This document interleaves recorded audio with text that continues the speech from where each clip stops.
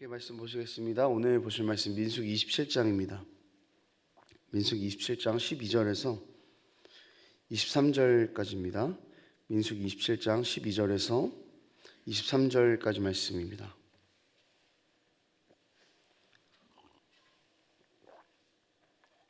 자, 한 절씩 교독하겠습니다. 여호와께서 모세에게 이르시되 너는 이 아바림 산에 올라가서 내가 이스라엘 자손에게 준 땅을 바라보라. 오늘은 내 형 아론이 돌아간 것 같이 너도 조상에게로. 이는 신광야에서 회중이 분쟁할 때에 너희가 내 명령을 거역하고 그 물가에서 내 거룩함을 그들의 목전에 나타내지 아니하였음이니라. 이 물은 신광야 가데스의 무리바 물이니라. 그래서 여호와께 여짜와 이르되 여호와 모든 육체의 생명의 하나님이시여 원하건대 한 사람을 이 회중 위에 세워서 그로 그들 앞에 출입하여 그들을 인도하여 출입하게 하사 여호와의 회중이 목자 없는 양과 같이. 여호와께서 모세에게 이르시되 눈의 아들 여호수아는 그 안에 영이 머무는 자니 너는 데려다가 그에게 안수하고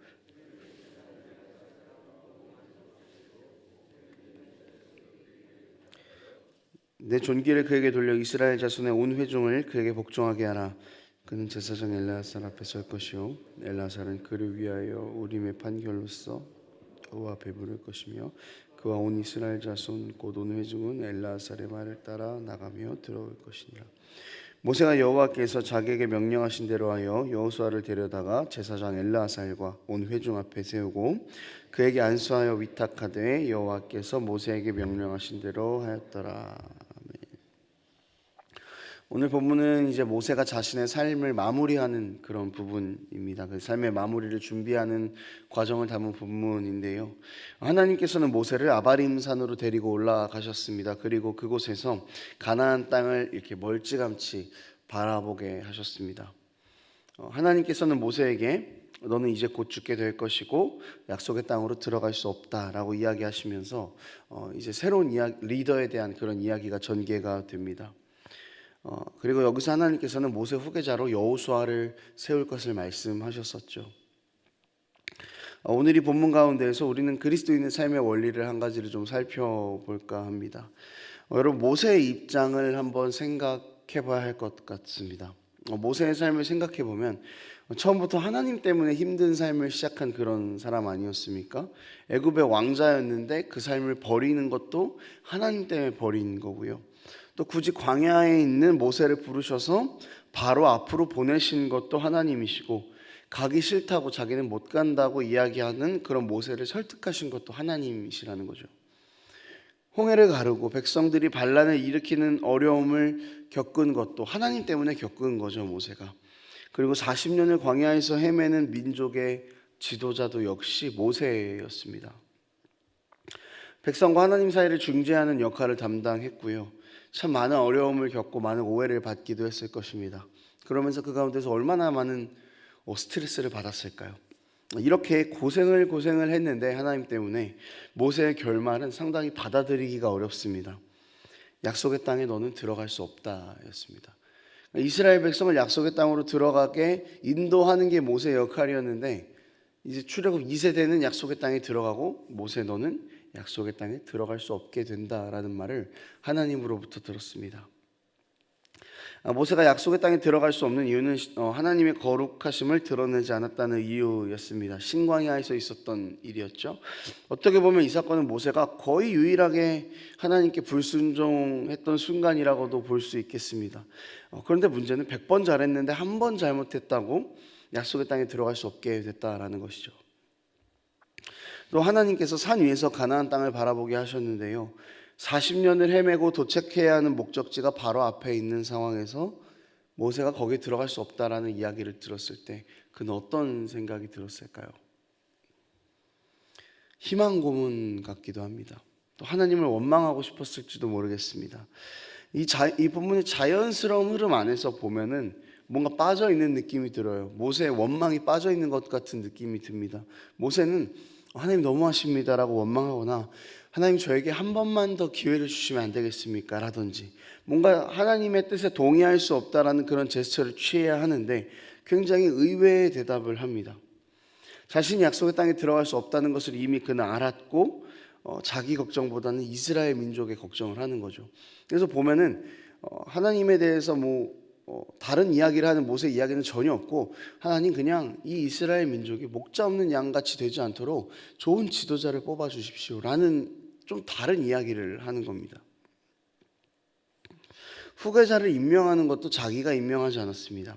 그 정도의 전권은 모세에게 있었을 것 같죠. 자, 여호수아 나오십시오. 당신이 지금부터 후계자입니다. 이렇게 할 정도의 전권은 있었을 것으로 보이는데, 그 후계조차도 하나님께 묻고 하나님이 세우신 여호수아를 하나님의 말씀에 순종해서 후계자로 삼았다는 것이죠.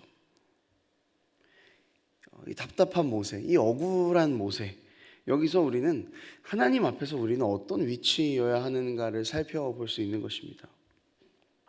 모세가 이렇게 아무것도 아닌 것처럼 넘어갈 수 있었던 이유는 하나님 나라에서 자기의 위치를 정확하게 알고 있었기 때문입니다. 그리고 그가 더 큰 것을 바라보고 있었기 때문이죠. 모세 자신이 하나님 나라의 일꾼으로 일할 수 있다는 것 그 자체를 모세는 감사하게 생각했던 것입니다. 죄인이고 부족한 스스로가 하나님의 일꾼으로 사용될 수 있다는 그 사실이 감사한 거죠.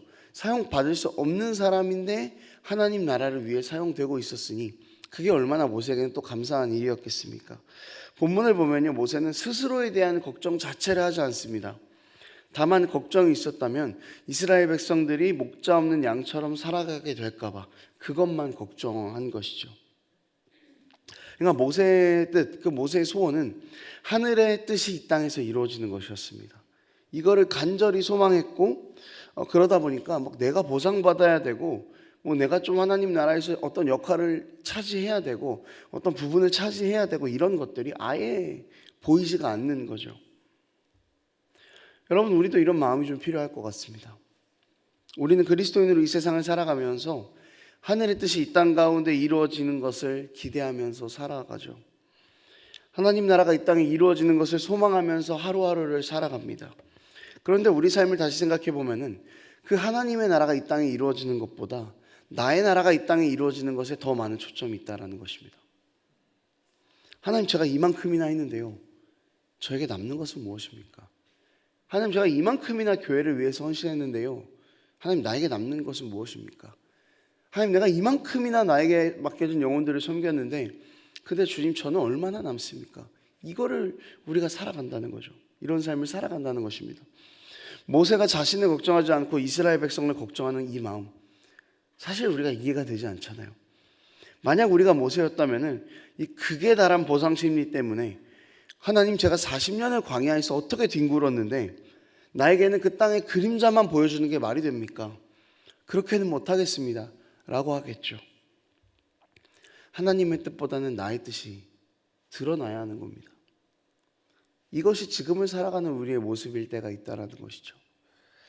그런데 우리의 위치를 좀 재조정하고 우리가 더 큰 그 하나님 나라의 구원을 바라본다면요, 우리는 하나님 나라의 일꾼이고 하나님 나라를 위해서 내가 쓰임받고 있다는 그 사실을 알게 되면은 우리의 생각은 바로 바뀌게 되는 겁니다.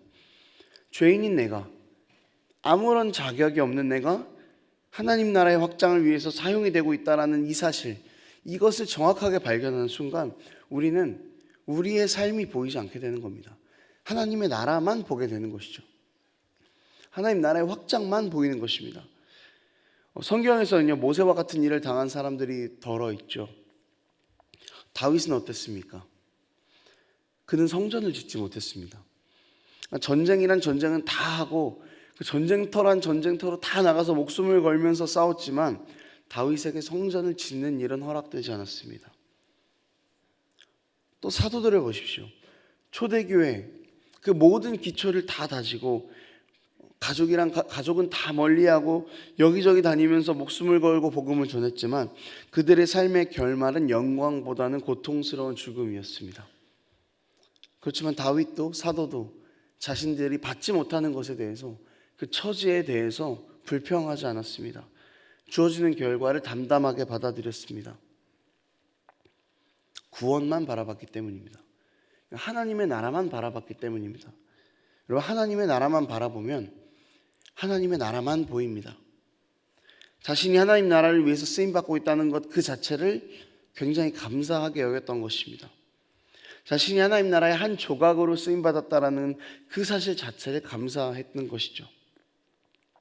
그리고 자신의 작은 삶을 통해서 하나님 나라가 이 땅 가운데 이루어져 갈 것이라는 확신을 가지고 있었습니다. 여러분, 그러면 우리는 어디서 보상받겠습니까? 이렇게 열심히 하나님 나라를 위해서 헌신하고 하나님 뜻을 알기 위해서 열심히 나와서 예배 가운데 기도하고, 그런데 우리의 보상은 어디에 있겠습니까? 여러분, 하나님 자체가 복입니다. 하나님 자체가 상급입니다. 하나님 나라가 우리에게 가장 큰 상급으로 이미 주어졌습니다. 그러니까 우리는 더 큰 상이 필요하지 않은 것이죠. 보상 심리가 있을 수 있습니다. 하나님, 제가 이만큼이나 했는데 왜 저는 이렇습니까? 이만큼이나 하나님을 위해서 내 삶을 버리고 선택했는데 내 삶은 왜 이렇습니까? 저의 대우는 왜 이렇습니까? 생각할 수 있죠. 그런데요, 여러분, 보상 심리가 제일 큰 것으로 치면은 가장 절망에 빠져야 할 분은 예수님이십니다. 하나님이신 분이 인간이 되셨고, 인간으로서 받으실 고통을, 받지 않아도 될 고통을 감내하셨고, 하나님의 심판을 받으셨습니다. 두려우셨습니다. 겟세마네에서 기도하고 또 기도하셨지만 결국 예수님도 하나님 나라를 위해 기꺼이 썩어야 하는 미랄이 자기 자신이라는 것을 알고 계셨습니다. 그래서 힘들지만, 고통스럽지만 그 십자가의 고통을 감내해내셨습니다. 그리고 그 고통으로 하나님 나라의 완성, 우리의 구원이 이루어졌죠. 아무런 보상 심리 없이 그저 하나님의 나라가 이루어지는 것만 바라보며 그렇게 죽으셨던 주님이 우리 삶의 교과서가 되시는 겁니다. 여러분, 우리 삶에도 이 주님 따라가는 은혜가 있기를 원합니다. 하나님 나라를 위해서 정말 묵묵히 걸어가고 우리의 삶을 책임지실 하나님을 신뢰하고 세상이 하나님을 보게 될 그날까지 정말 묵묵하게 하나님 나라만 보면서 달려갈 수 있는 우리의 삶이 되었으면 좋겠습니다. 그런 우리를 통해 하늘의 뜻이 이 땅 가운데에서도 이루어져 갈 것입니다. 말씀을 정리하도록 하겠습니다. 여러분, 우리 한 사람 한 사람은 하나님 나라를 위해 부름을 받은 사람들입니다. 그리고 하나님께서는요, 그렇게 하나님 나라를 위해 달려가는 우리를 반드시 책임지십니다. 때로는 하나님 앞에서 우리가 무언가 했다라는 그 보상 심리가 올라올 때도 있고, 조금은 내 삶의 대우가 불합리하다라는 생각이 들 때도 있을 것 같아요. 그렇지만 여러분, 예수님도 묵묵히 이 길을 걸어가셨습니다. 주님께서 이렇게 묵묵히 걸어가신 이유는 우리에게 하나님 나라가 제일 큰 상급이라는 것을 알려주시기 위함이었습니다. 그러니 여러분, 우리도 예수님을 닮아 이 하나님의 나라를 향해서 묵묵히 걸어가는 그런 삶이기를 원합니다. 우리의 작은 발걸음이 하나님 나라를 이루어가는 발걸음으로 쓰임받고 있다는 이 사실 하나에 감사하는 우리가 되기를 원합니다. 우리의 모든 억울함은요, 우리가 하나님 앞에 섰을 때 하나님께서 다 갚아주실 것입니다. 다 보상해 주실 것입니다. 애초에 아무것도 아닌 우리가 하나님 나라를 위해 부름받았다는 사실을 기억하면요, 여러분, 우리는 겸손과 감사함 밖에는 주님 앞에 드릴 것이 없습니다. 아무것도 아닌 나를 부르셔서 하나님 나라의 일꾼 삼으신 하나님은 우리의 모든 것이 되십니다. 우리는 이 전부인 하나님과 이미 동행하고 있는 사람들입니다. 이미 큰 상을 받았고 이미 하나님 나라에 들어와 있는 사람입니다. 그러니 여러분, 다시 힘을 내어서 하나님 나라 확장을 위해서 힘차게 싸워가는 그런 우리가 되었으면 좋겠습니다. 반드시 한 번 더 기억하십시다. 우리는 이미 하나님의 나라를 받은 사람들입니다. 이것보다 더 큰 보상은 없습니다. 기도하겠습니다. 하나님 아버지, 하나님 나라를 향해 달려가는 우리의 삶 가운데에서 때로는 우리가 우리 안에 올라오는 연약한 그 보상 심리 때문에 주님, 우리의 처지가 왜 이럽니까? 주님, 우리의 대우가 왜 이럽니까? 라는 그런 생각들로 살아갈 때가 있습니다. 그러나 주님, 하나님 나라만을 위해 묵묵히 걸어가셨던 그 주님의 발걸음을 닮아 살아갈 수 있는 우리가 될 수 있도록 도와주시고, 주님만 가장 큰 상급임을 고백하며 우리가 이미 가장 큰 상을 받았음을 고백하고, 그렇게 하루하루를 주님 다시 오실 그날까지 묵묵히 하나님 나라 확장을 위해 살아갈 수 있는 우리가 될 수 있도록 아버지 붙잡아 주시옵소서. 감사드립니다. 예수님의 이름으로 기도합니다.